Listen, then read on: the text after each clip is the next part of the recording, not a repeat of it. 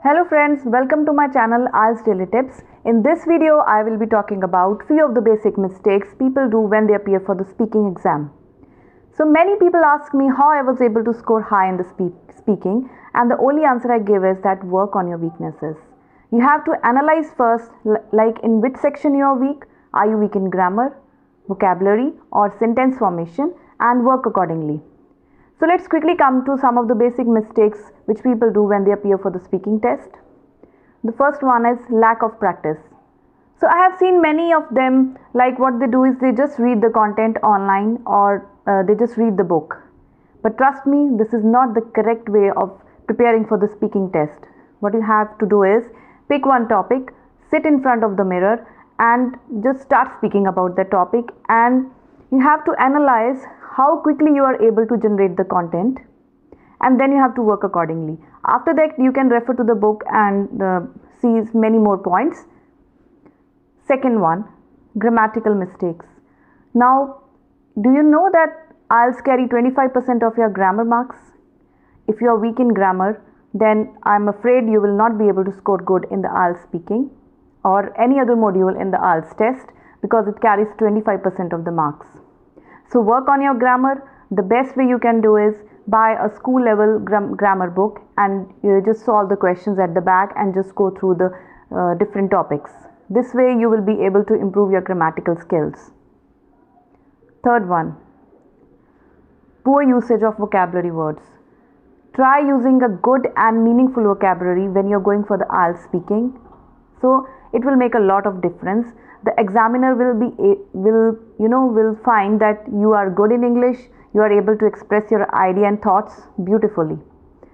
So what you can do about the vocabulary is, I can give you one tip.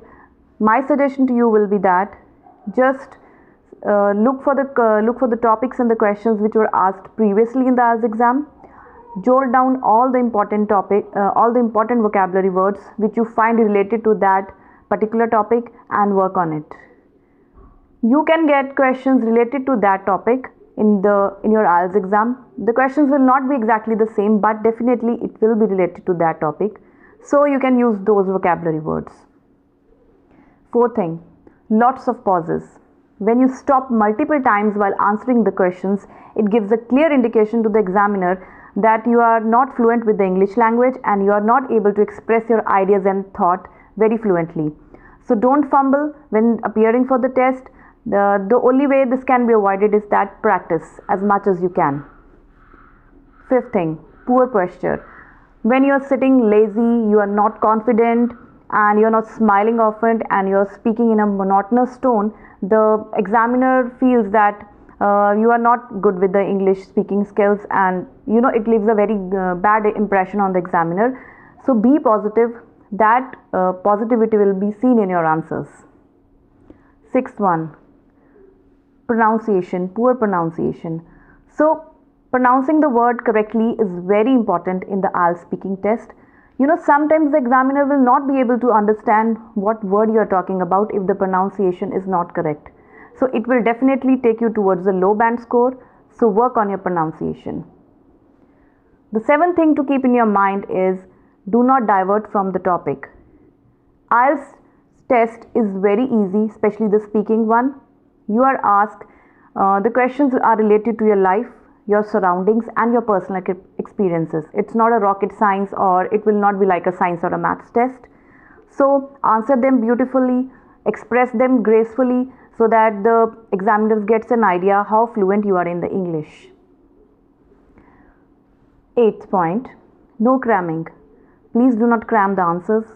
It's not at all recommended. Examiners are very, very experienced, and the moment they find that you are just speaking, you have crammed and you are speaking, he or she will immediately change the question, and in this process you will get low bands. No one word answer. Now this is very, very important. No one word answer. If you are asked a question, you do not have to answer it in one word or one line. Just answer in at least 2 to 3 lines so that examiner is able to understand how good you are in English. Remember that IELTS speaking is a English oriented test, and and examiner is going to see how good you are able to demonstrate it in English language. So these are some of the basic mistakes you should avoid when you are appearing for the IELTS speaking test. So I hope you liked the video. If you find my video knowledgeable and interesting, please subscribe to my channel and share it with your friends. Thank you.